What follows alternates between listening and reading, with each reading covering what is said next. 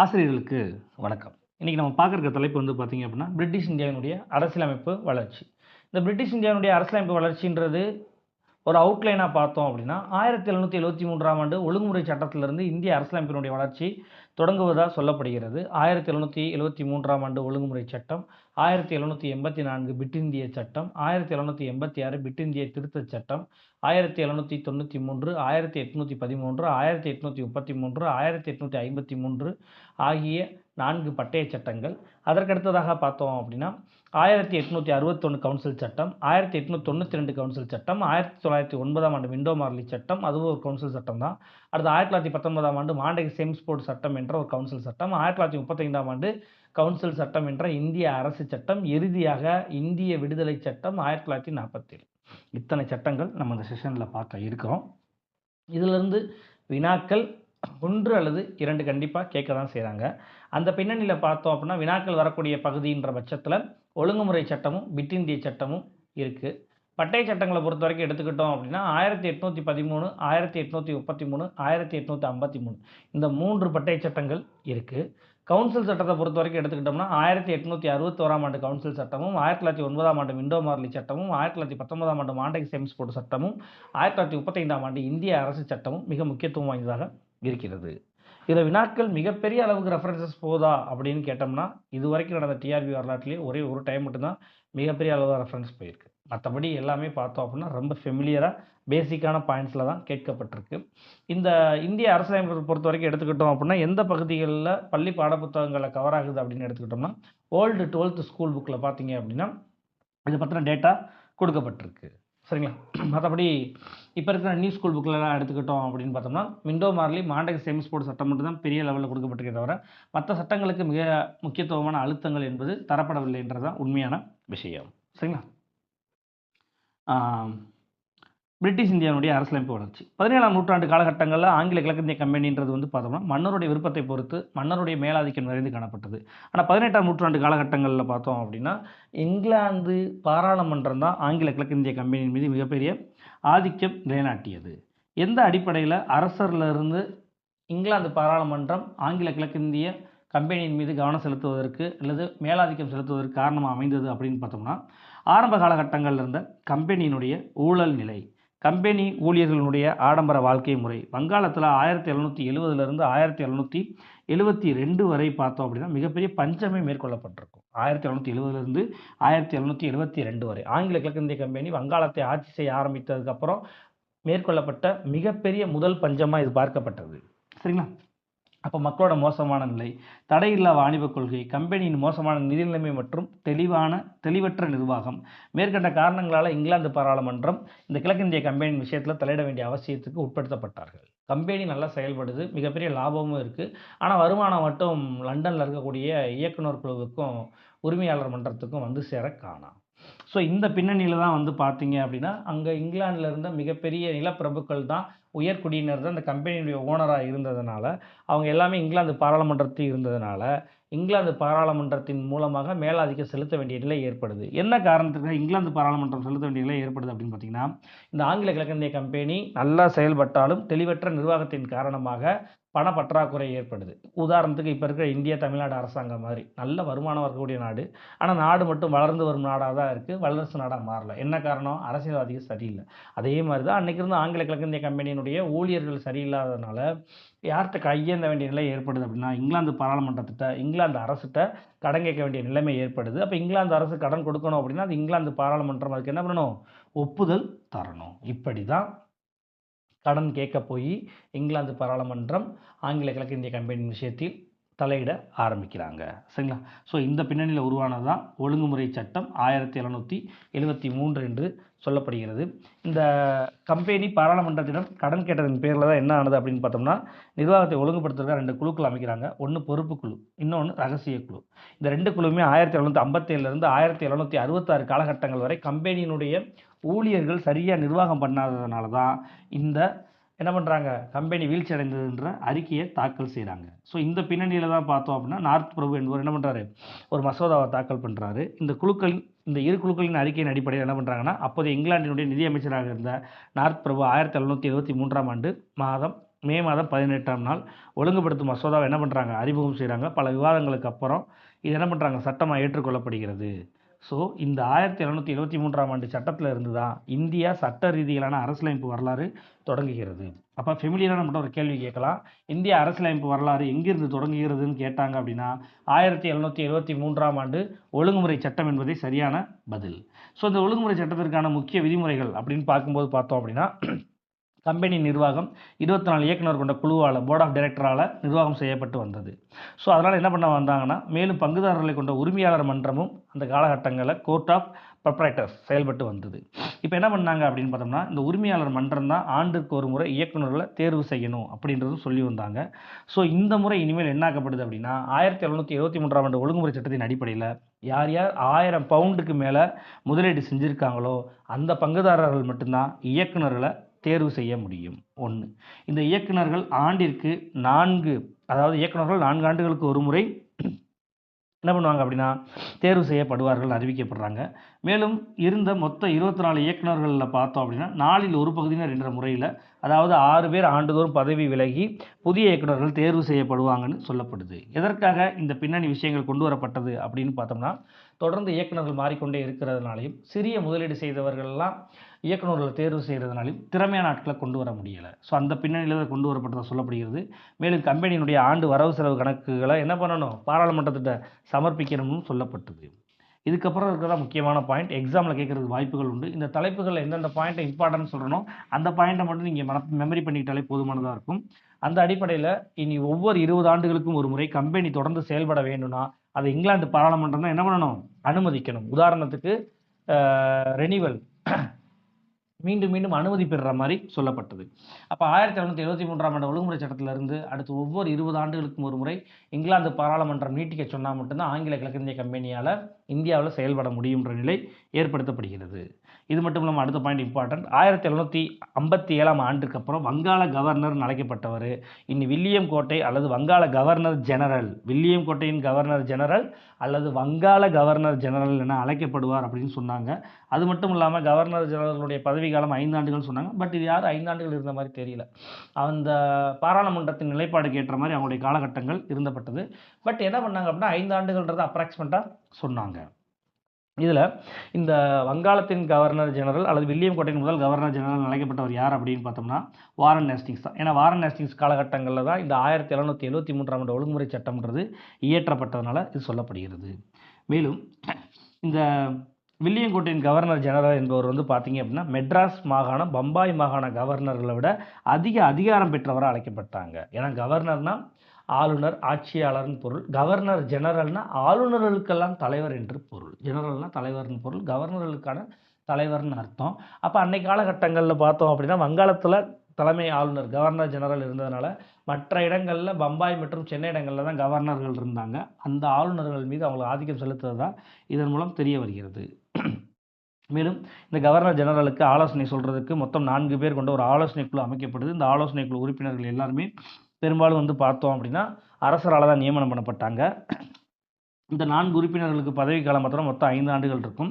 அவ்வாறு Warren Hastings காலகட்டத்தில் நியமனம் பண்ணப்பட்ட முதல் 4 ஆலோசனை குழு உறுப்பினர்கள் யார் அப்படின்னு பார்த்தீங்கன்னா மேஜர் கிளாவரிங், ஃப்ரான்சிஸ், மான்சன், பார்வெல்.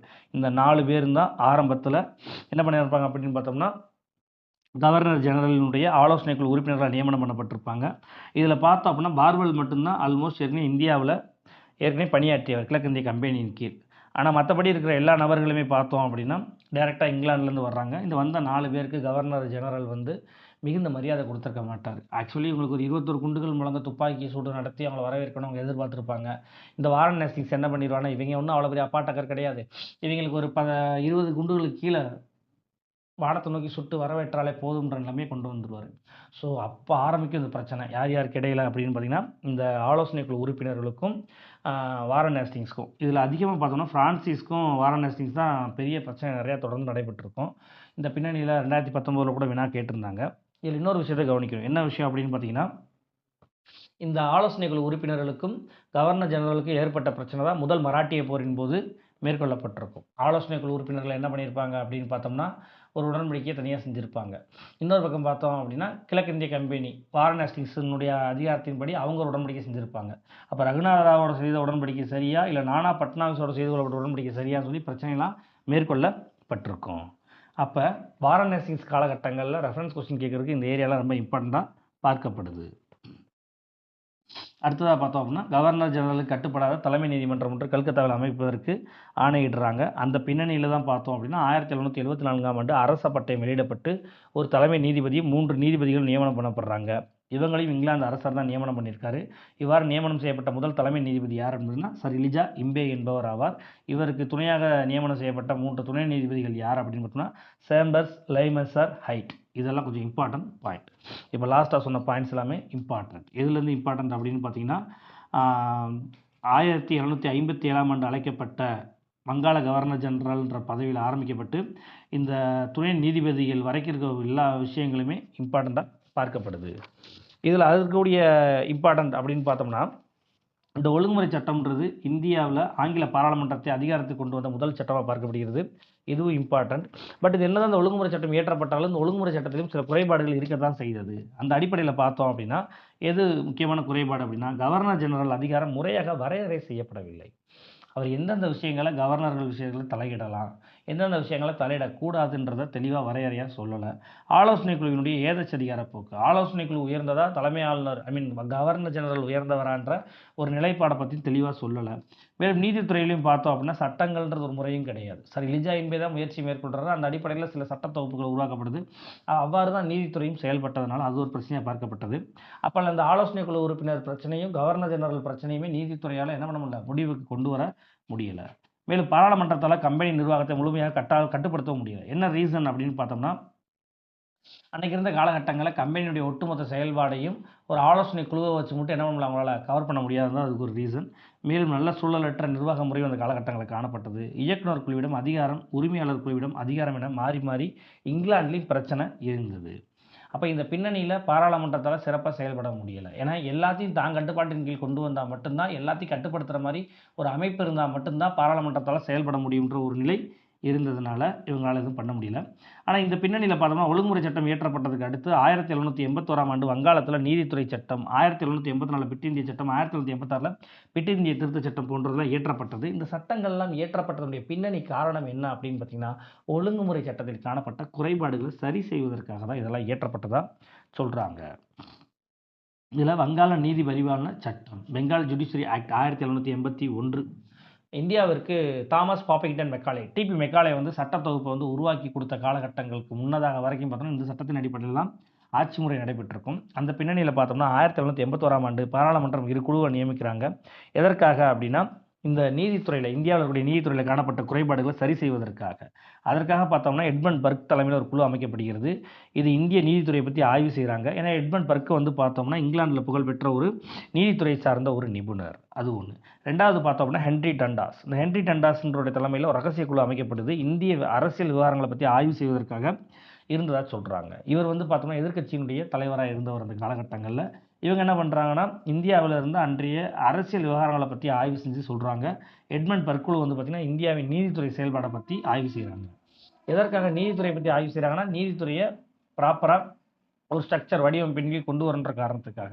அதே சமயத்தில் அரசியல் விவகாரங்கள் எதுக்கு ஆய்வு செஞ்சாங்க அப்படின்னு பார்த்தோம்னா, இந்திய அரசியல் விவகாரங்களுக்கு ஏற்ப சட்டத்தை வகுக்கணும். அந்த பின்னணிக்காக தான் இவ்வாறு செயல் மேற்கொள்ளப்பட்டதாக சொல்லப்படுகிறது. இந்த பின்னணியில் தான் வங்காள நீதி பரிபாலன சட்டம் 1781 இயற்றப்பட்டதாக சொல்கிறாங்க. அடுத்து 1782 காலகட்டங்களில் பார்த்தோம் அப்படின்னா டண்டாஸ் என்பவர் ஒரு தீர்மானத்தை கொண்டு வர்றாரு. எதிர்க்கட்சி தலைவராக இருக்காரு. அந்த காலகட்டங்களில் அகில இந்திய ஆட்சி முறையை கண்டித்து என்ன பண்ணுறாரு அப்படின்னு ஆங்கில இந்திய ஆட்சி முறையை கண்டித்து ஒரு 45 தீர்மானங்களை கொண்டு வர்றாரு. பட் இவர் கொண்டு வந்த அடிப்படையில் இந்தியாவில் அரசியல் முறையை நீதித்துறை கேட்ட மாதிரி கொண்டு வர முடியாதுன்றாலும் என்ன பண்ணுறாங்க, தோல்வியில் தழுவிடுது. அப்போ இது வெற்றி பெறலை. பட் இருந்தாலும் சில நேரங்கள் அந்த கால வரிசைப்படுத்துக அப்படின்ற பின்னணியில் கேட்க வாய்ப்புகள் இருக்கிறதுனால அது கொடுக்கப்பட்டிருக்கு. அடுத்ததாக பார்த்தோம் அப்படின்னா பாக்ஸ்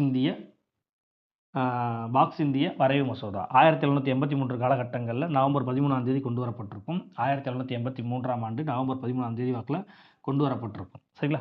இது ஒரு மசோதா தான், சட்டமாக ஆயிருக்காது. 1783ஆம் ஆண்டு இங்கிலாந்தில் பாக்ஸ் நார்த் பிரபு ஆகியோர் கூட்டு மந்திரி சபை அமைக்கப்பட்ட ஆட்சி நடந்துகிட்டு இருக்கும். இந்த பின்னணியில் தான் 1783 நிதி உதவி கேட்டு கம்பெனி பாராளுமன்றத்தில் அணுகியிருப்பாங்க. என்ன காரணமா, இரண்டாம் மைசூர் போர் காலகட்டங்களில் அவங்க அடைந்த தோல்வி தான் காரணம். இதனால் ஒரு புதிய சட்டத்தை இயற்றி அதன் மூலமாக என்ன பண்ணலாம் அப்படின்னு பார்த்தோம்னா, புதிய சட்டத்தை இயற்றி அதன் மூலமாக ஒரு மசோதா பாராளுமன்றத்தில் அறிமுகப்படுத்தப்படும். அதுதான் பாக்ஸ் இந்திய வரைவு மசோதான்னு சொல்லுவாங்க. என்னதான் இந்த பாக்ஸ் மசோதா பொதுசபையில் நிறைவேற்றப்பட்டாலும் பிரபுக்கள் மற்றும் உயர்குடியினர் இருக்கக்கூடிய 3ஆம் மன்னர் சார்ஜ் ஆகியோர்கள் இந்த பாக்ஸ் வரைவு மசோதாவை நிறைவேற்ற ஒப்புதல் தராதனால என்னவாயிருச்சு அப்படின்னா, பாராளுமன்றத்தினுடைய கூட்டு மந்திரி சபையை அவர் கலைக்க உத்தரவிட்டுருவார். ஸோ அதனால் இந்த மசோதா என்பது முழுமையாக என்னவாகலை அப்படின்னு பார்த்தோம்னா நிறைவேறவில்லை என்று சொல்லப்படுகிறது. சரிங்களா? ஆனால் இந்த பாக்ஸ் மசோதா என்ன சொல்லியிருக்கோம் அப்படின்னா, ஆணையர்கள், அதாவது இயக்குனர் மற்றும் உரிமையாளர் குழுவை கலைச்சிருங்க, அதுக்கு பதிலாக ஆணையர்கள் கொண்ட 2 சபையை மட்டும் என்ன பண்ணுங்க, அமைச்சிருங்க அப்படின்ற பேட்டர்னை இவங்க சொல்லியிருப்பாங்க. அடுத்ததாக பார்த்தோம் அப்படின்னா, பிட் இந்திய சட்டம் 1784. இங்கிலாந்தினுடைய பிரதமராக வில்லியம் பிட் இருந்த காலகட்டங்களில் இந்த சட்டம் இயற்றப்பட்டதாக சொல்கிறாங்க. ஜனவரி மாதம் இதற்கான மசோதா அறிமுகப்படுத்தப்பட்டு ஆகஸ்ட் மாதம் சட்டமாக நிறைவேற்றப்பட்டிருக்கும். 1773ஆம் ஆண்டு ஒழுங்குமுறை சட்டத்தில் காணப்பட்ட குறைபாடுகளை நீக்குவதற்காக இந்த சட்டம் இயற்றப்பட்டதாக சொல்கிறாங்க. இதனுடைய முக்கிய விதிகள் அப்படின்ற பட்சத்தில் பார்க்கும்போது பார்த்தோம் அப்படின்னா, இந்தியா தொடர்பான அரசியல் நிகழ்வுகளை கவனிப்பதற்கு கட்டுப்பாட்டு வாரியம், நம்ம ஏற்கனவே பார்த்துருந்தோம், இயக்குனர் குழு மற்றும் உரிமையாளர் மன்றத்தை கட்டுப்படுத்துவதற்கு ஒரு குழு வேணும்னு சொன்னாங்க. இந்த கட்டுப்பாட்டு குழுன்றது இங்கிலாந்தில் இருந்து இயக்குனர் குழுவையும் உரிமையாளர் மன்றத்தையும் கட்டுப்படுத்தும். அதே மாதிரி ஆலோசனை குழுன்றது இந்தியாவில் இருக்க கவர்னர் ஜெனரலை கட்டுப்படுத்தும். ஸோ ஒரே டைமில் ஒட்டுமொத்த கம்பெனி தங்கள் கட்டுப்பாட்டின் கீழ் கொண்டு வருவதற்கு இங்கிலாந்து பாராளுமன்றம் தெளிவாக அந்த கட்டுப்பாட்டு குழுவை உருவாக்கியிருப்பாங்க. 1784ஆம் ஆண்டு பிட் இந்திய சட்டத்தின்படி இதில் மொத்தம் 6 ஆணையர்கள் நியமனம் பட்டிருப்பாங்க. தலைமையிடத்தை லண்டனாக வச்சு தான் அந்த கட்டுப்பாட்டு குழு செயல்பட்டிருக்கும். சரிங்களா? இந்த அடிப்படையில் பார்த்தோம் அப்படின்னா, கம்பெனி இயக்குனர் குழுவும் உரிமையாளர் மன்றமும் ஆகியவற்றை கட்டுப்படுத்தும் அதிகாரம் கட்டுப்பாட்டு குழுவு கொடுக்கப்பட்டிருக்கும். கம்பெனியில் இருந்த இயக்குனர் குழுவில் இருந்த 24 பேரில் 3 பேரை மட்டும் தேர்ந்தெடுத்து என்ன பண்ணியிருப்பாங்க, ஒரு ரகசிய குழுவில் ஏற்பாடு செய்யப்பட்டிருக்கும். அடுத்த பாயிண்ட் பார்த்தோம் அப்படின்னா, இம்பார்ட்டன்ட், கவர்னர் ஜெனரல் ஆலோசனை குழு உறுப்பினர்கள் எண்ணிக்கை 4லிருந்து என்ன பண்ணியிருப்பாங்க, 3ஆக குறைச்சிருப்பாங்க. அது மட்டும் இல்லாமல் இன்னொரு முக்கியமான விஷயம் என்ன பார்த்தீங்கன்னா, கவர்னர் ஜெனரலுடைய அதிகாரத்தை தெளிவாக்கி சொல்லியிருப்பாங்க. மெட்ராஸ், பம்பாய் மாகாண கவர்னர்கள் மீது எந்தெந்த விஷயங்களை இவங்க மேலாதிக்கம் செலுத்தலான்றது தெளிவாக சொல்லப்பட்டிருக்கும். இதெல்லாம் விட ரொம்ப முக்கியமான விஷயம் எது அப்படின்னு பார்த்தீங்கன்னா, பிட் இந்திய சட்டப்படி தான் முதலாக இந்தியாவில் காணப்பட்ட கம்பெனி பகுதிகளை இந்திய பிரிட்டிஷ் பகுதிகள், British position in India, British positions in India அப்படின்ற பெயர் சொல்லப்பட்டது. இது ரொம்ப முக்கியமான விஷயமா பார்க்கப்படுது. அடுத்ததாக பார்த்தோம் அப்படின்னா, இந்தியாவில் உள்ள கம்பெனி ஊழியர்கள் தவறு மற்றும் ஊழல் செய்தால் அவங்களை விசாரணை செய்வதற்காக சிறப்பு நீதிமன்றம் அமைக்கணும்னு சொல்லி பிட் இந்திய சட்டம் சொல்லியிருக்கோம். அதற்கு அடுத்ததாக பார்த்தோம் அப்படின்னா, இந்திய அரசியல் விவகாரங்களை கவனிப்பதற்கு கட்டுப்பாட்டு வாரியம் ஏற்படுத்தப்பட்டதுனால இயக்குனர் குழு வாணிப அலுவல்களை மட்டும்தான் கவனிக்கணும்னு சொல்லப்பட்டிருக்கும். ரொம்ப முக்கியமான ஒரு பாயிண்ட். என்ன சொல்ல வராங்க அப்படின்னா, இயக்குனர் குழுன்றது கம்பெனியோட வியாபாரத்தை மட்டும்தான் பார்க்கும். கட்டுப்பாட்டு குழு தான் கம்பெனி யாரோட போரிடணும், யாரோட நட்புறவு வச்சுக்கிறணும் போன்ற முடிவுகளை மேற்கொள்ளப்பட்டு தான் சொல்லப்படுகிறது. இவ்வாறு பார்க்கின்ற போது பார்த்தோம் அப்படின்னா, ஆங்கில கம்பெனியின் கீழ் வாணிபமும் கட்டுப்பாட்டு வாரியத்தின் கீழ் அரசியல் நடவடிக்கைகளும், அதாவது வியாபாரத்தை மட்டும் கம்பெனியில் கொடுத்துட்டு இந்தியாவினுடைய ஒட்டுமொத்த அரசியல் கட்டுப்பாடையும் பாராளுமன்றம் கட்டுப்பாட்டு வாரியத்தின் பேரில் எடுத்துக்கிறாங்க. ஸோ அதனால் இது ஒரு வகையில் பார்த்தா இது இரட்டை ஆட்சி முறை மாதிரி காணப்பட்டதாகவே சொல்லப்படுகிறது. நம்ம கம்பெனி ஆட்சி பண்ணிச்சுன்னு ஆரம்பத்துலேருந்து கத்திக்கிட்டு இருக்கோம். என்னமோ பாராளுமன்றம் 1857 புரட்சிக்கு அப்புறம் வந்த மாதிரி தான் சொல்கிறோம். அப்படி கிடையாது. 1773 ஒழுங்குமுறை சட்டம் எப்போ வந்துச்சோ அப்போ இருந்தே இங்கிலாந்து பாராளுமன்றம் கொஞ்சம் கொஞ்சமாக பிளான் பண்ணி ஸ்கெட்ச் போட்டு தான் என்ன பண்ணாங்க, இந்தியாவே தூக்குனாங்கன்றது தான் அப்பட்டமான உண்மை. 1786ஆம் ஆண்டு பார்த்தோம் அப்படின்னா பிட் இந்திய திருத்தச் சட்டம் கொண்டு வரப்படுகிறது. எதற்காக பிட் இந்திய சட்டத்தில் திருத்தச் சட்டம் கொண்டு வந்தாங்க அப்படின்னா, கார்ன்வாலிஸ் இந்தியாவின் கவர்னர் ஜெனரலாக பொறுப்பேற்றதுனால அவருக்காக சில சிறப்பு சலுகைகளை கொடுப்பதற்கு முயற்சி மேற்கொண்டிருப்பாங்க.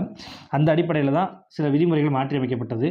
இவ்வாறு கவர்னர் ஜெனரலான கார்ன்வாலிஸுக்கு ஆலோசனை சபை கூறும் முடிவினை புறக்கணிக்கும் அதிகாரம் கொடுக்கப்பட்டிருக்கும். ஆலோசனை சபை சொன்னால் கேட்கணும் கேட்காதுன்றது கார்ன்வாலிஸோட முடிவு தான் சொல்லப்பட்டிருக்கும். இந்திய பிரிட்டிஷ் இராணுவ படைக்கு தேவைப்பட்ட அவரை தலைமை தளபதியாகவும் கவர்னர் ஜெனரல் இருந்து என்ன பண்ணலாம், செயல்படலாம் அப்படின்னு சொல்லப்பட்டிருக்கும். இயக்குனர் குழு ஒப்புதல் இன்றி கவர்னர் ஜெனரல் போர் அறிவிப்பு செய்யக்கூடாதுன்ற ஒரு விஷயத்தை மட்டும் சொன்னாங்க. ஏன்னா வியாபாரம் பாதிக்குமா பாதிக்காதான்றதை அவங்கள கேட்டு தான் முடிவு எடுக்கணுன்றதுக்காக இந்த பாயிண்ட் சொல்லப்படுகிறது. இவ்வாறு இந்தியாவினுடைய கம்பெனி ஆட்சி 1858 முடியும் வரை பார்த்தோம் அப்படின்னா 1784ஆம் ஆண்டு பிட் இந்திய சட்டத்தின் அடிப்படையில் தான் அரசியலமைப்பு மூலம் ஆட்சி நடைபெற்றுன்றது ரொம்ப முக்கியமான ஒரு விஷயம். சரிங்களா? என்னதான் ஒழுங்குமுறை சட்டம் முதல்ல ஏற்றப்பட்டாலும் அதில் உள்ள மாற்றங்கள் எல்லாமே கொண்டு வரப்பட்டு இந்த ஒழுங்குமுறை சட்டத்தில் உள்ள குறைகளை பிட் இந்திய சட்டத்தின் மூலமாக சரி செய்யப்பட்டு அந்த அடிப்படையில் தான் பட்டை சட்டங்களை வச்சு என்ன பண்ணாங்க, இந்தியாவில் கிழக்கிந்திய கம்பெனியினுடைய ஆட்சி நடைபெற்றது என்பது கவனிக்க வேண்டிய ஒன்றாக பார்க்கப்படுகிறது. ஸோ ஒழுங்குமுறை சட்டத்திலேருந்து பிட் இந்திய சட்டத்திலேருந்து கேள்விகள் கேட்கறதுக்கு வாய்ப்புகள் மிகுதியாக உண்டு. 1793 ஆண்டு பட்டை சட்டம் ஜஸ்ட் தெரிஞ்சுக்கங்க, வினாக்கள் வர்றதுக்கு ரொம்ப ரொம்ப கம்மி தான். 1773 ஆண்டு ஒழுங்குமுறை சட்டத்தின் அடிப்படையில் ஒவ்வொரு 20 ஆண்டுகளுக்கு ஒரு முறை கம்பெனி புதுப்பிக்கப்படணும்னு சொன்னாங்க. அந்த அடிப்படையில் இயற்றப்பட்டது தான் இந்த 1793 ஆண்டு பட்டய சட்டம்னு சொல்கிறாங்க. ஆலோசனை குழுவின் பெரும்பான்மை முடிவை மீறி செயல்படும் அதிகாரம் மாநில கவர்னர்களுக்கும் கொடுத்தாங்க. கவர்னர் ஜெனரல் மட்டும்தான் ஆலோசனை குழு உறுப்பினர்களுடைய முடிவை மீறி செயல்படணுன்றது கிடையாது. தேவைப்பட்ட கவர்னர்கள், மாகாண கவர்னர்கள் என்ன பண்ணலாம், அந்த முடிவெடுக்கலாம்னு சொல்லப்பட்டது. 1793 ஆண்டு பட்டச்சட்டத்தின் அடிப்படையில் வலிமையான மைய அரசாங்கம் அமைவதற்கு வழிவகுத்து கொடுத்ததாக சொல்கிறாங்க. என்ன பாயிண்ட் ஆஃப் வியூவில் சொல்கிறாங்க அப்படின்னு பார்த்தோம்னா, 1853 ஆண்டு பட்டச்சட்டத்தின் அடிப்படையில் ஒரு மைய அரசாங்கத்திற்கான வடிவமைப்பு இந்தியாவில் உருவாக்கப்படும். அதற்கான வழி அமைத்து கொடுத்தது எது அப்படின்னு பார்த்தீங்கன்னா, இந்த 1793 ஆண்டு பட்டய சட்டம் தான்.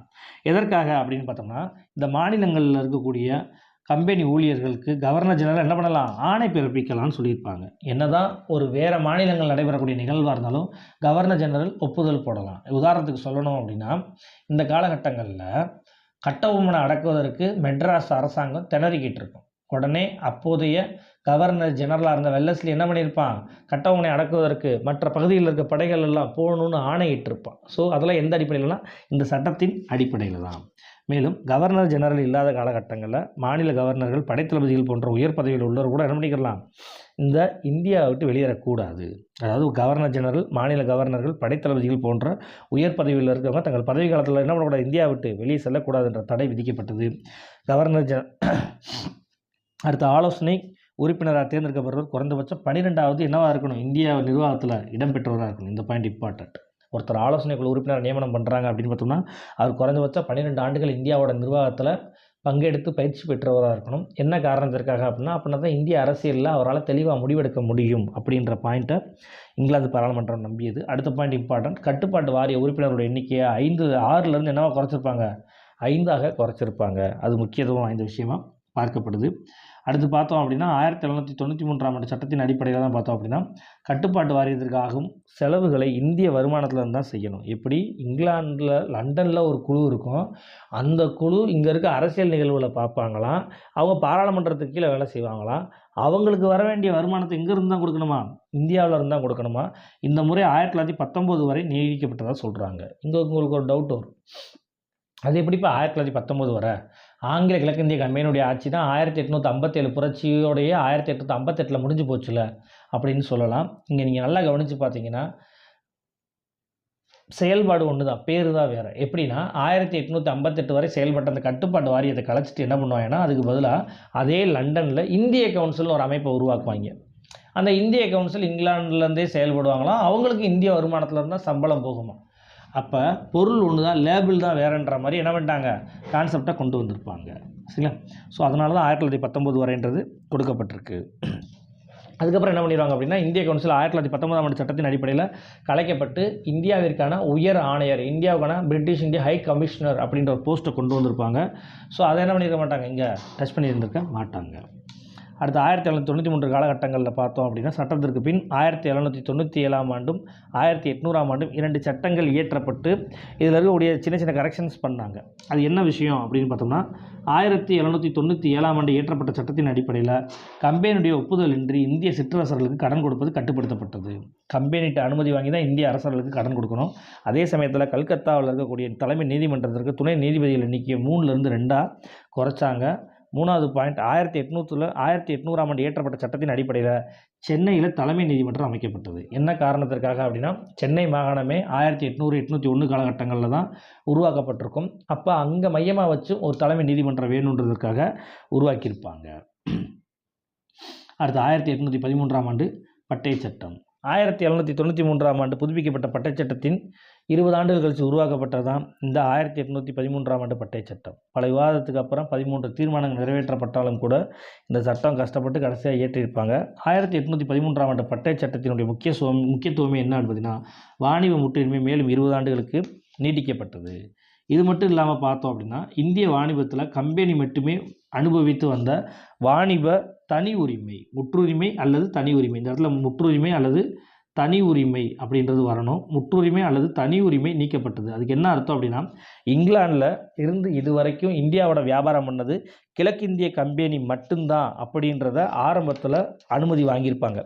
நிறைய பேர் என்ன பண்ணியிருப்பாங்க அப்படின்னா, நம்மளும் இங்கிலாந்தில் தான் பிறந்திருக்கோம், நம்மளும் போய் கிழக்கிந்திய கம்பெனி மாதிரி இந்தியாவோட வியாபாரம் செய்யலாம்லாம் சொல்லி பண்ணியிருப்பாங்க, முயற்சி மேற்கொண்டிருப்பாங்க. பட் ஆரம்பத்துலேருந்து கிழக்கிந்திய கம்பெனி அதெல்லாம் என்ன அப்படின்னா தட்டி விட்டுரும். ஏன்னா நாங்கள் தான் 1600 டிசம்பர் 31 கிழக்கிந்திய கம்பெனி தோற்றுவிக்கப்பட்டு அரசிட்ட அனுமதி வாங்கியிருக்கோம், எங்களை தவிர வேறு யாருக்கும் கிடையாதுன்றதை அவங்க சொல்லிகிட்டே வருவாங்க.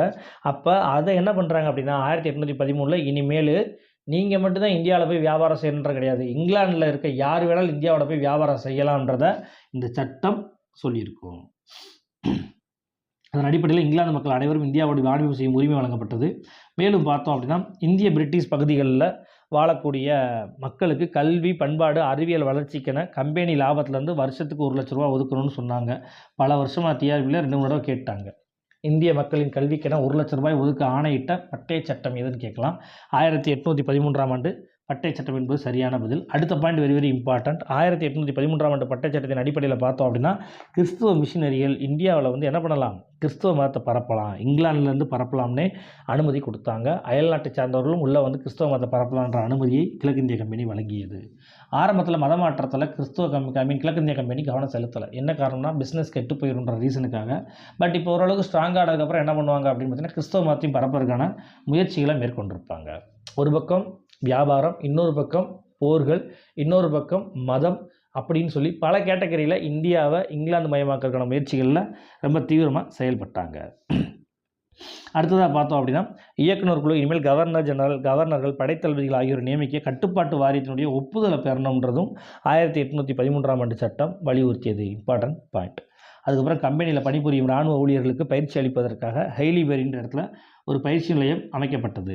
சரிங்களா, ஹெய்லிபெரின்ற பிளேஸ் பர்டிகுலராக சொல்லுவாங்க. ஆனால் அங்கே என்ன ஆனது அப்படின்னு பார்த்தோம்னா,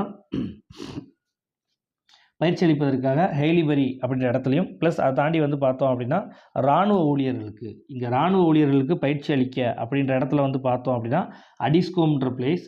அதே சமயத்தில் சிவில் ஊழியர்களுக்கு வந்து பார்த்தீங்க அப்படின்னா ஹெய்லிபெரி. இங்கே இராணுவ ஊழியர்களுக்கு அடிஸ்கோம்னு கொடுக்கப்பட்டிருக்கு, சிவில் ஊழியர்களுக்கு அப்படின்னு பார்த்தீங்கன்னா ஹெய்லிபெரி. இப்போ இருக்க ஸ்கூல் புக்லேயே அந்த பாயிண்ட் இருக்கும். சரிங்களா, ஹெய்லிபெரின்ற இடத்துல வெல்லஸ்லி காலத்தில் என்ன பண்ணியிருப்பாங்க, அனுமதி கொடுத்துருப்பாங்க. கண்டிப்பாக இந்த இடத்துல பயிற்சி எடுக்கணும்னு சொல்லப்பட்டிருக்கும். மேலும் ஸ்தல சுயாட்சி நிர்வாகங்களுக்கு மேலும் சில அதிகாரங்கள் கொடுக்கப்பட்டதாக சொல்கிறாங்க. இது அவ்வளோ இம்பார்ட்டன்ட் கிடையாது, பட் காமனாக சொல்கிறாங்க. கல்கத்தாவில் ஒரு பிஷப்பும் அவரோடு 3 துணை அலுவலர்கள் நியமிக்கப்பட்டதால் இந்தியாவில் கிறித்துவ திருச்சபையினுடைய வரலாற்றில் தொடக்கமாக அது அமையப்படுவதாக சொல்லப்படுகிறது. ஸோ இந்த பாயிண்ட் ரொம்ப முக்கியம், டிஆர்பி வைக்க வாய்ப்புகள் உண்டு. குறிப்பு: ஐரோப்பிய பொருட்கள் இந்தியாவில் வந்து குவிய ஆரம்பிக்கிறது. ஸோ அதனால் இந்திய கைத்தொழில்கள் அழிய ஆரம்பிக்குது. ஏன்னா இந்த காலகட்டங்களில் இங்கிலாந்தில் வந்து தொழில் புரட்சி மேற்கொள்ளப்பட்டதுனால தொழில் புரட்சியின் அடிப்படையில் ஏகப்பட்ட பொருட்கள் உற்பத்தி செய்யப்படுது. அங்கே மிஷினை வச்சு நிறையா பொருள் உற்பத்தி செய்கிறதுனால நிறையா பொருள் ஒரே டயத்தில் உற்பத்தி செய்யப்பட்டதுனால இந்தியாவில் வந்து குறைஞ்ச விலைக்கு விற்க முடிஞ்சுது. ஆனால் இந்தியாவில் எல்லாமே கைவினை சார்ந்த பொருட்களாக இருந்ததுனால அந்த பொருட்களுடைய தரமும் விலையும் உயர்வாக இருந்ததுனால அவங்களால போட்டி போட முடியலை. ஸோ இந்த இந்திய சந்தைகளில் இங்கிலாந்து பொருட்கள் நிரம்பி வழிந்தன. இதனால் இந்திய கைத்தொழில்கள், இந்திய கைவினை தொழில்நுட்பவாதிகள் எல்லாருமே அழிய ஆரம்பித்ததாக சொல்லப்படுது. இதுக்கு அடுத்ததாக பார்த்தோம் அப்படின்னா 1833ஆம் ஆண்டு பட்டய சட்டம் வெரி வெரி இம்பார்ட்டன்ட். கொஸ்டின்ஸ் கேட்குறதுக்கு வாய்ப்புகள் உண்டு. இங்கிலாந்தில் 1830 1834 காலகட்டங்களில் பிரதமராக இருந்தவர் கிரே கோமகன் என்பவர் ஆவார். இவருடைய காலகட்டங்களில் தான் பட்டய சட்டம் இயற்றப்பட்டதாக சொல்கிறாங்க. 1833ஆம் ஆண்டு பட்டய சட்டம் பிக் கட்சியினர் ஆட்சிக்கு வந்திருப்பாங்க. ஸோ அவங்களுடைய தாராள கொள்கையின் பிரதிபலிப்பையும் சிறந்த கல்வியாளர்னா டிபி மெக்காலேயினுடைய கருத்தையும் பொருளாதார வல்லுநரான ஜேம்ஸ் மில்லர் ஆகியோர் கருத்து தான் இந்த சட்டம் இயற்றப்பட்டதாக சொல்லப்படுகிறது. இப்போ நடந்த யூஜிடிஆர்பியில் அந்த கேள்வி கேட்டிருந்தாங்க. என்ன கேட்டிருந்தாங்க அப்படின்னு பார்த்தோம்னா, இதில் இந்த கிரே கோமகன், பிக் கட்சியினுடைய தாராள கொள்கை பிரதிபலிப்பு, அது DP Macaulay, James mill. So இதில் ஒரு சில பேரோட கொடுத்து யாருடைய கருத்துக்கள் எந்த சட்டத்தில் தாராள கருத்துக்கள் காணப்பட்டதாக வினாக்கள் கேட்கப்பட்டிருந்தது. சரிங்களா, அடுத்ததாக பார்த்தோம் அப்படின்னா விதிமுறைகள். கம்பெனி இனிமேல் இங்கிலாந்து அரசின் சார்பாக மட்டும்தான் நிர்வாகத்தை கவனிக்கணும். 1833ஆம் ஆண்டு சட்டம் என்ன பண்ணியிருக்கோம்னா கம்பெனியின் வியாபார நடவடிக்கைகளை முடிவு கொண்டு வந்தது. ஏற்கனவே 1813ல் வியாபாரத்தை நீங்கள் மட்டும் செய்யக்கூடாது, இங்கிலாந்துலேருந்து செய்வாங்க, எல்லாரும் செய்வாங்கன்னு சொல்லியிருந்தாங்க. இப்போ என்ன பண்ணிட்டாங்கன்னா கம்பெனி இனிமேல் வியாபாரம் செய்யாது, அரசியல் நிர்வாகத்தை மட்டும்தான் பார்க்கணும்னு சொன்னாங்க. அடுத்து வில்லியம் கோட்டையின் கவர்னர் ஜெனரல் இனி இந்தியாவின் கவர்னர் ஜெனரல் அழைக்கப்பட்டார். Important point. இந்தியா முழுமைக்குமான ஒரே வரவு செலவு திட்டத்தை கவர்னர் ஜெனரல் மூலம் தயாரிக்கப்பட வேண்டும் என்றும் கூறப்பட்டது. அதற்கடுத்ததாக பார்த்தோம் அப்படின்னா ஆலோசனை சபையில் பார்த்தோம் அப்படின்னா ஏற்கனவே 4 இருந்ததை 3 குறைச்சிருப்பாங்க. மீண்டும் 4வது உறுப்பினராக சட்ட உறுப்பினர் ஒருத்தர் சேர்த்துக்கொள்ளப்படணும். ஏன்னா ஒட்டுமொத்த இந்தியாவும் பிரிட்டிஷ் ஆட்சியின் கீழ், பிரிட்டிஷ் பாராளுமன்றத்தின் கீழ் கொண்டு வரப்பட்டுருச்சு. அப்போ அங்கே சட்டத்தின் மூலமான ஆட்சியை கொண்டு வரணும். ஏன்னா இங்கிலாண்டுன்றது பார்த்திங்கன்னா சட்டத்தின் ஆட்சி. அப்போ அதே மாதிரி இங்கேயும் சட்டத்தின் ஆட்சி கொண்டு வர முயற்சி பண்ணுறாங்க. அதற்காக சட்டம் இயற்றுவதற்காக தான் டிபி மெக்காலேவை இங்கே இந்தியாவுக்கு அனுப்பியிருப்பாங்க. இவ்வாறு நியமிக்கப்பட்ட முதல் சட்ட உறுப்பினர் யாருன்னா டிபி மெக்காலே. ஸோ எந்த இந்தியனும் சமயம் சாதி நிற வேறுபாட்டால் வேலை பெறும் வாய்ப்பு இழக்கக்கூடாது என 1833ஆம் ஆண்டு பட்டய சட்டம் அறிவித்தது. என்ன பாயிண்ட்டுக்காக சொல்கிறாங்க அப்படின்னா ஆங்கில கல்வியெல்லாம் லேட்டராக அறிவிக்கப்படுற மாதிரி சூழல் இருக்கும்.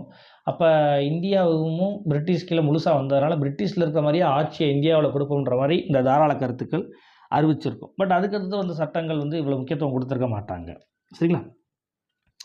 அடுத்ததாக பார்த்தோம் அப்படின்னா இந்திய மக்கள் கம்பெனியின் குடிமக்கள், இந்திய மக்கள் கம்பெனியின் குடிமக்கள் என முதலாக ஏற்றளவில் ஒப்புக்கொள்ளப்பட்டது. இந்த பாயிண்ட் முக்கியம். டிஆர்பியில் கேட்கல, இன்னும் கேட்க வாய்ப்புகள் உண்டு. அதற்கடுத்ததாக பார்த்தோம் அப்படின்னா 1833ஆம் ஆண்டு பட்டய சட்டத்தின் அடிப்படையில் தான் இந்தியாவில் 1843ஆம் ஆண்டு அடிமை முறை ஒழிக்கப்பட்டது. ரொம்ப ரொம்ப முக்கியமான பாயிண்ட். அடுத்து கட்டுப்பாட்டு வாரியத்தின் தலைவர் இனி இந்தியாவிற்கான அமைச்சர் என அழைக்கப்பட்டார். ரொம்ப important point. Minister for Indian affairs என அழைக்கப்படுவார் என 1833ஆம் ஆண்டு சட்டம் அறிவிக்கப்பட்டது. இந்த பட்டய சட்டங்கள் கவுன்சில் சட்டங்களில் எல்லாமே பார்த்தீங்க அப்படின்னா கொடுக்கப்பட்டது எல்லாமே வெரி வெரி இம்பார்ட்டன்ட் பாயிண்ட்ஸ் மட்டும் தான் கொடுக்கப்பட்டிருக்கு. எக்ஸாம் பாயிண்ட் ஆஃப் வியூ எது கேட்பாங்களோ அது மட்டும் தான் கொடுக்கப்பட்டிருக்கு. சரிங்களா? அடுத்து 1833ஆம் ஆண்டு பட்டய சட்டம் கம்பெனி நிலைமையை மாற்றி ஒரு ஆட்சி செய்யும் அமைப்பாக நிலையை பெற்றது. அப்போ இனிமேல் கம்பெனின்றது ஒரு வெறும் வியாபாரம் செய்கிற இடம் கிடையாது, ஆட்சி செய்யக்கூடிய அமைப்பாக நிலை பெற்றது தான் இதனுடைய முக்கிய சிறப்பம்சமாக பார்க்கப்படுகிறது. இதனுடைய முக்கிய சிறப்பம்சம் என்ன அப்படின்னு பார்த்தோம்னா இந்தியா முழுமைக்குமான சட்டமாக 1833ஆம் ஆண்டு சட்டம் கருதப்பட்டது. மாநிலங்கள் இதன் மூலமாக சட்டம் இயற்றும் உரிமை என்ன பண்ணாங்க பறிக்கப்பட்டது. ரொம்ப ரொம்ப முக்கியமான விஷயம். இனிமேல் மாநிலங்கள் தனிப்பட்டு சட்டம் இயற்ற முடியாது. இந்தியாவிற்கான ஒட்டுமொத்த சட்டமே இந்த கல்கத்தாவிலிருந்து தான் இயற்றப்படும்னு சொல்லப்பட்டது. ஸோ இதனால் கொஞ்சம் கொஞ்சமாக இந்தியா ஒரு மைய ஆட்சி முறையின் கீழ் கொண்டு செல்லப்படுகிறது. அதாவது வங்காளத்திலிருந்து ஒட்டுமொத்த இந்தியாவையும் என்ன பண்ணுறாங்க கண்ட்ரோல் பண்ண ஆரம்பிக்கிறாங்கன்றது தெரிய வருது.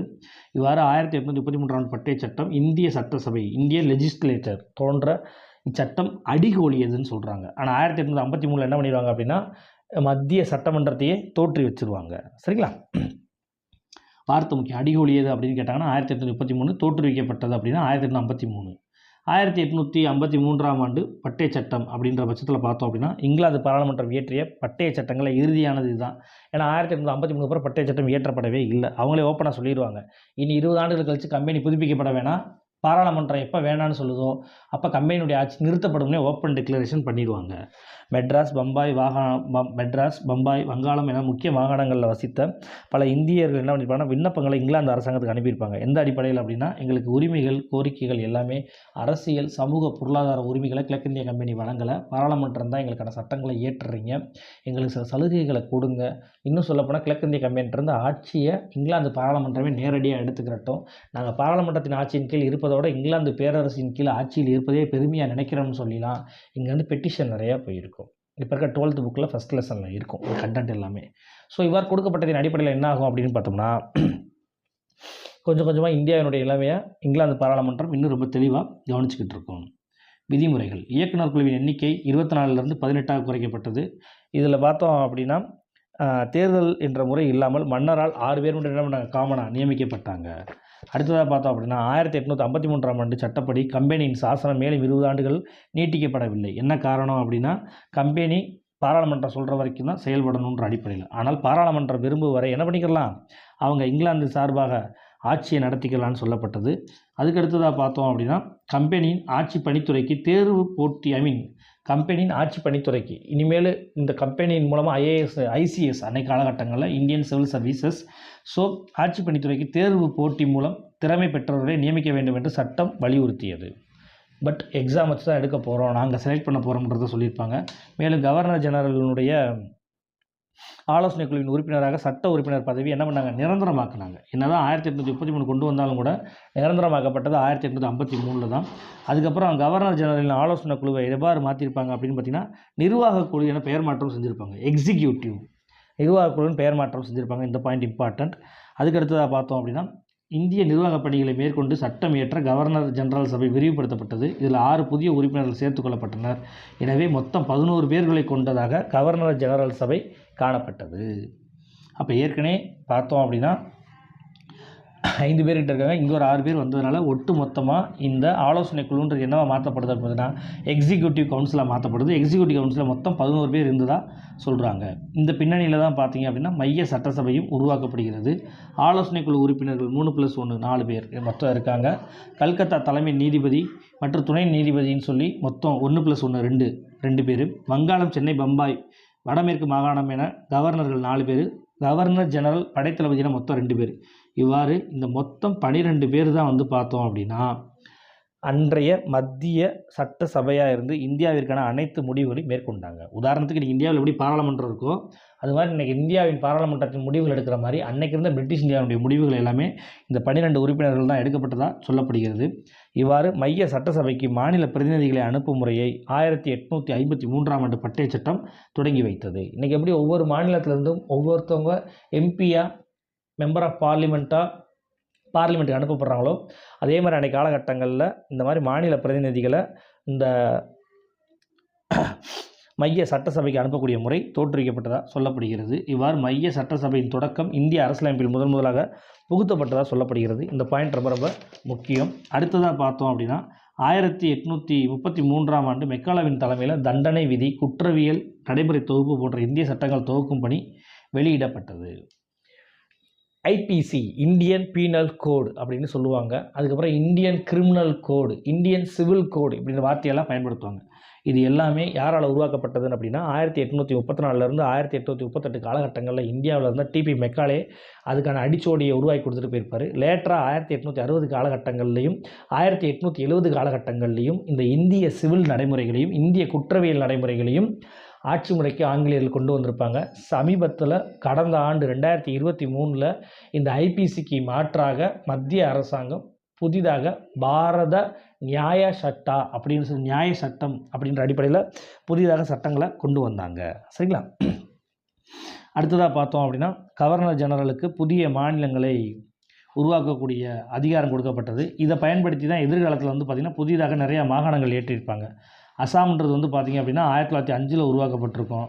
மத்திய மாகாணம் பார்த்திங்க அப்படின்னா 1861 உருவாக்கப்பட்டிருக்கும்.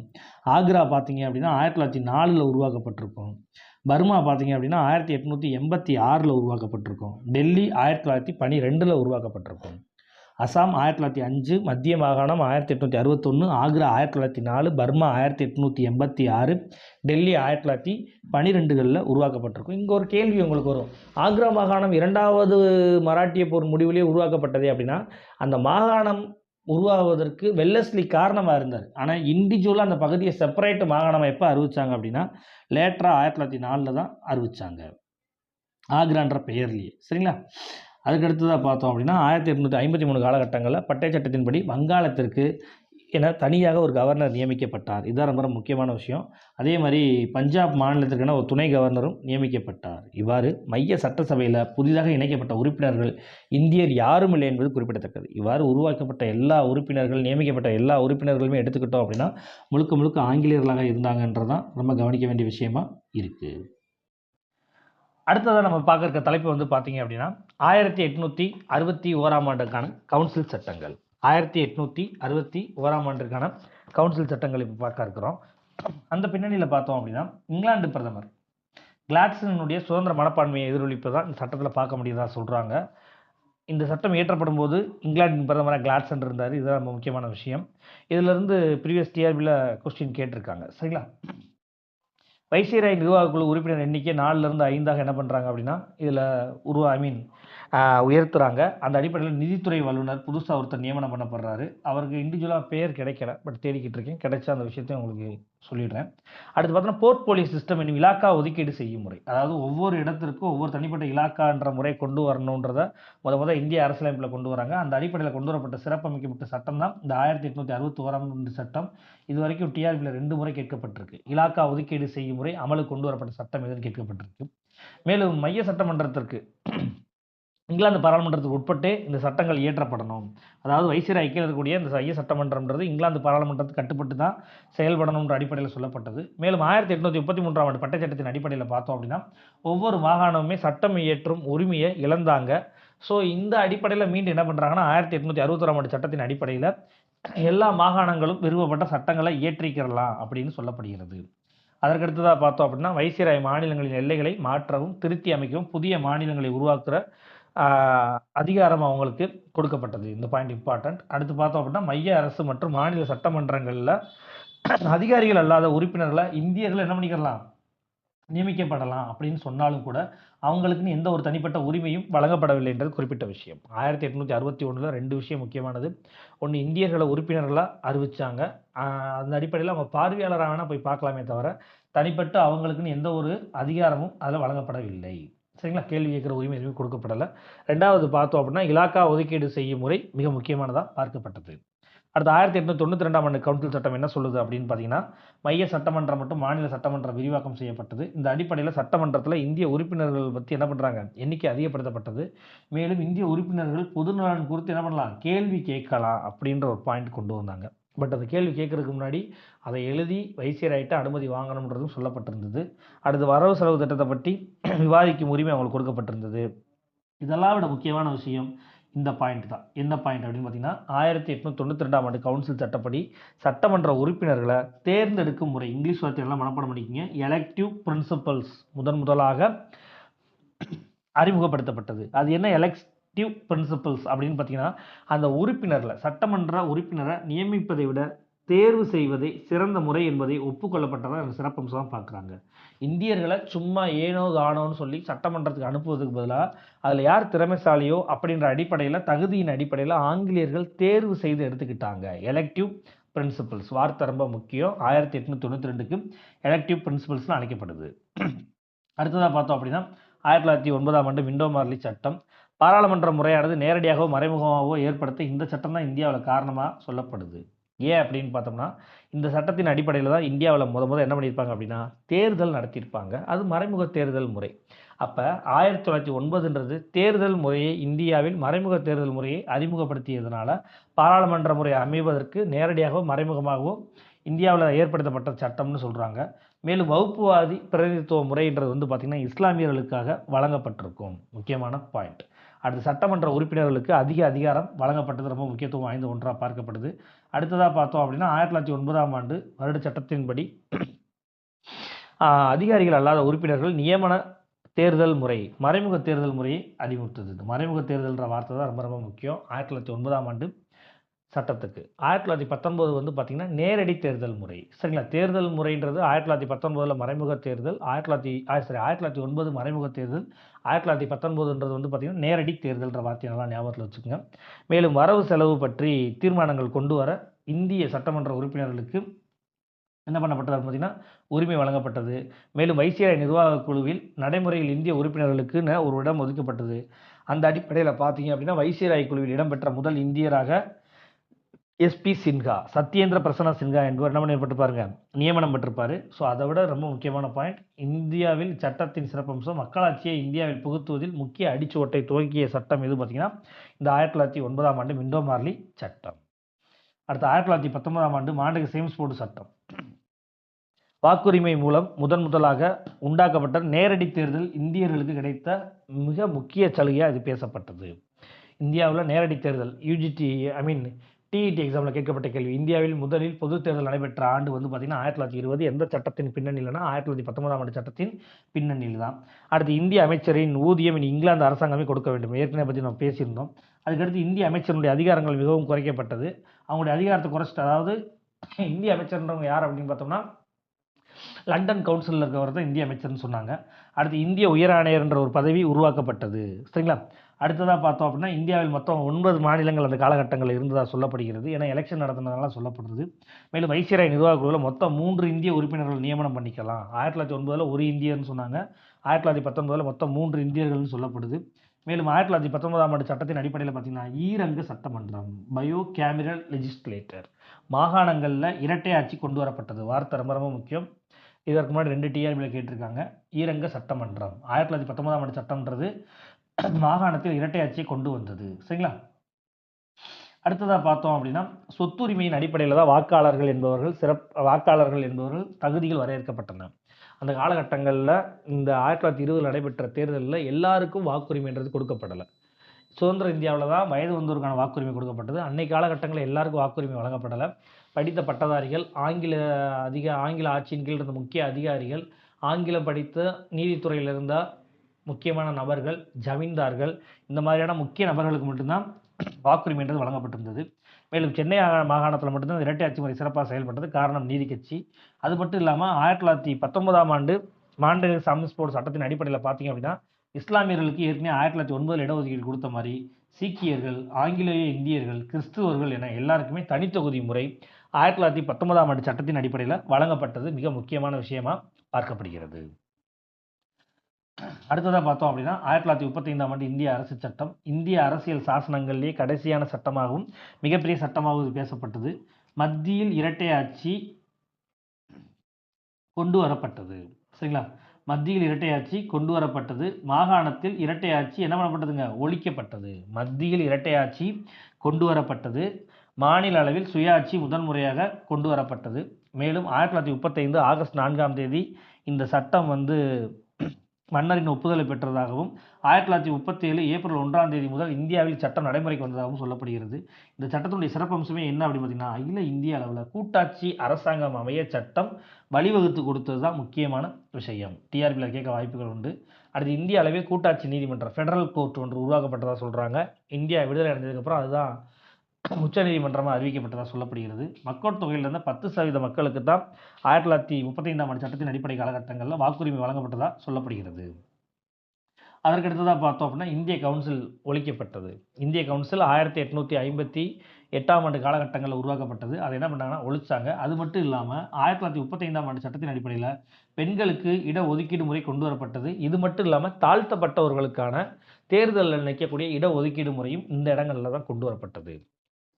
3 வட்டமேசை மாநாடுகளுடைய கான்செப்டில் எடுத்து பார்த்தோம் அப்படின்னா தாழ்த்தப்பட்ட மக்களுக்கு 71 இடங்கள் கிட்ட என்ன பண்ணியிருப்பார் அப்படின்னா அம்பேத்கர் அவர்கள் இடஒதுக்கீடு பெற்று வந்திருப்பார் இந்த 3 வட்டமேசை மாநாடுகள் முடிவுகளில். அதில் தான் காந்தி 147 இடங்கள் காங்கிரஸ் தருவதாக சொல்லியிருப்பாங்க. அப்போ 1935ஆம் ஆண்டு சட்டத்தின் அடிப்படையில் தான் தாழ்த்தப்பட்ட மக்களுக்கும் பெண்களுக்கும் இடஒதுக்கீடு என்பது கொடுக்கப்பட்டிருக்கும்.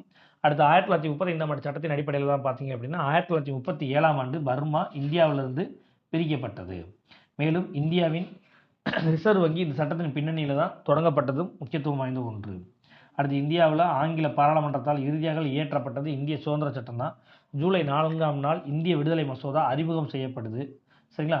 அது ஜூலை 18ஆம் தேதி அப்போதைய மன்னராக இருந்த 6ஆம்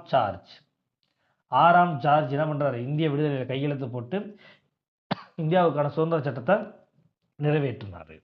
ஸோ இந்த அடிப்படையில் 1861, 1892, 1909, 1919, 1935 இந்திய விடுதலை சட்டம் 1947 சொல்லி இதில் எக்ஸாம் பாயிண்டாக இம்பார்ட்டன்ட் பாயிண்ட் மட்டும்தான் கொடுக்கப்பட்டிருக்கு. இதை தாண்டியும் சில பாயிண்ட்ஸ் இருக்க தான் செய்யுது. அதை டெஸ்ட் கொஸ்டினில் ரெஃபரன்ஸில் ஆட் பண்ணுறேன். அது போக என்ன பண்ணிங்க அப்படியே சேர்த்து படிச்சுக்குங்க. ஓகேங்களா? தேங்க்யூ.